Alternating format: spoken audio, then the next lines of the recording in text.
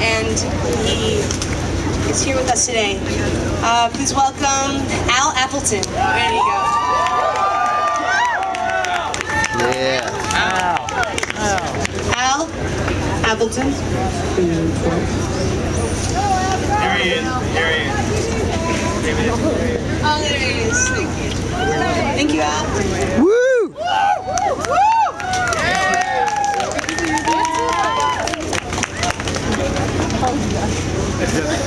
Thank you all for being here.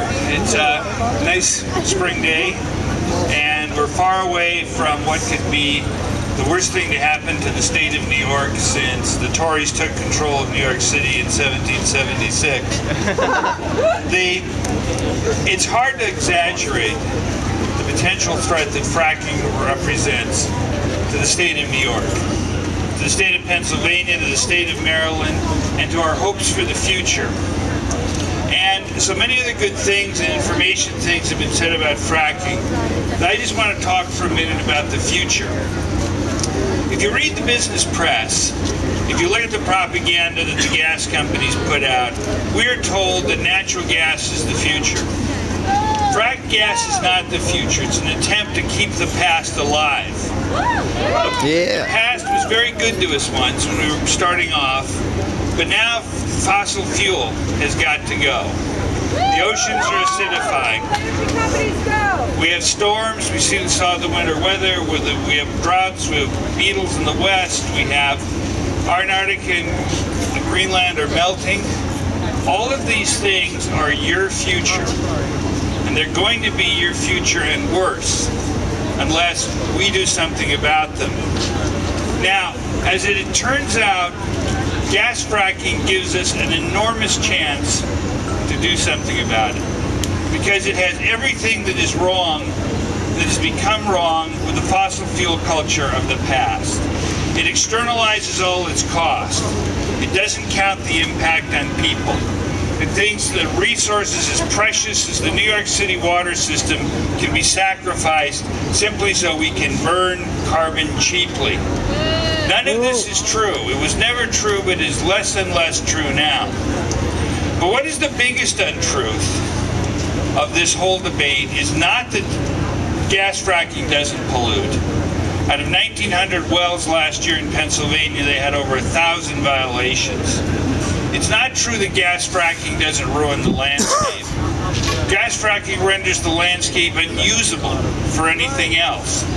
We just learned today, in fact, in the latest of a series of sad things, household insurance policies in upstate New York are being written to explicitly exclude damage from gas fracking. So, no, this is an economic decision by the insurance business that said, we don't believe that gas fracking is without risk. We believe gas fracking is going to have huge costs for people, and we are not going to pay them. The gas industry should pay them, the homeowners should pay them, and that's what the debate is about here too. But most of all, think about what gas fracking purports to do for the green energy of your future. You have a terrific energy future ahead of you if you're willing to stand and fight for it. There's enough wind in the Great Plains to power the whole country. There's enough sun, there's enough geothermal. A block down here, there's a building that is being powered by a geothermal heat pump, 1,100 feet. We could save 30% of the energy used with stuff we have off the shelf. And why aren't we doing all of these wonderful things? Because we have subsidized fossil fuel. Subsidized at the cost of your drinking water, subsidized at the cost of your rural landscapes, subsidized at the cost of the suffering of thousands of landowners that Josh Fox described so brilliantly in Gasland. So on behalf of those who have worked to save the New York City watershed, which I'm proud to take a stand, on behalf of all those across the country who are looking to the future instead of the past, thank you for being here. And whatever you can do, it will add up. 3 years ago, this movement was a handful of people around a farmhouse in Delaware.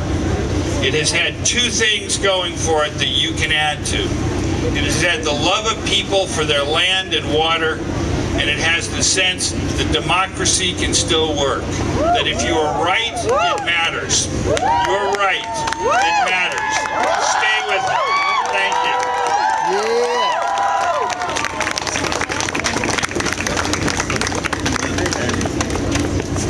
Thank you so much, Al. So listen, this is something we can do.